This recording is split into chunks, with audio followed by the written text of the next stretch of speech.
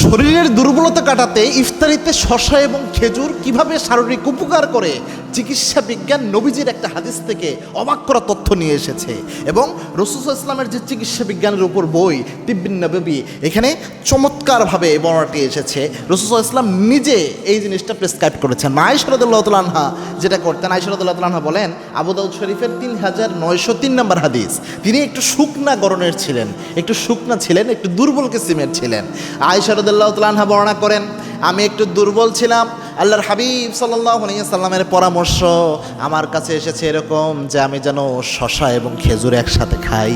আল্লাহর হাবিব সাল্লাল্লাহু আলাইহি ওয়াসাল্লামের এই পরামর্শ অনুযায়ী তার মা আয়েশা রাদিয়াল্লাহু তাআলা আনহাকে প্রতিদিন এই শসা এবং খেজুর যখন খাওয়ালেন, আয়েশা রাদিয়াল্লাহু তাআলা আনহা বলেছেন, আল্লাহর হাবিবের এই কথার কারণে, আমি এটা খাওয়ার কারণে আল্লাহ আমার শারীরিক দুর্বলতা কাটিয়ে আল্লাহ আমারে মোটা বানিয়ে দিয়েছে।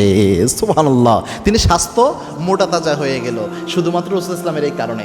বর্তমান চিকিৎসা বিজ্ঞান বেশ কয়েকটি ইনফরমেশন এখানে নিয়ে এসেছে। পাশাপাশি শসা এবং খেজুর এই দুটো একসাথে খেলে শসার মধ্যে কিন্তু 95% আপনার প্রায় পানি থাকে, যার কারণে সারাদিন যে আপনি রোজা রাখেন শরীর কোনো খাবার পায় না। হুট করে যখন শসা খান, এই শসার মধ্যে 95% পরিমাণ পানি আপনার শরীরে দ্রুত পানি শূন্যতা পূরণের জন্য সবচেয়ে বেশি কাজে দেয়।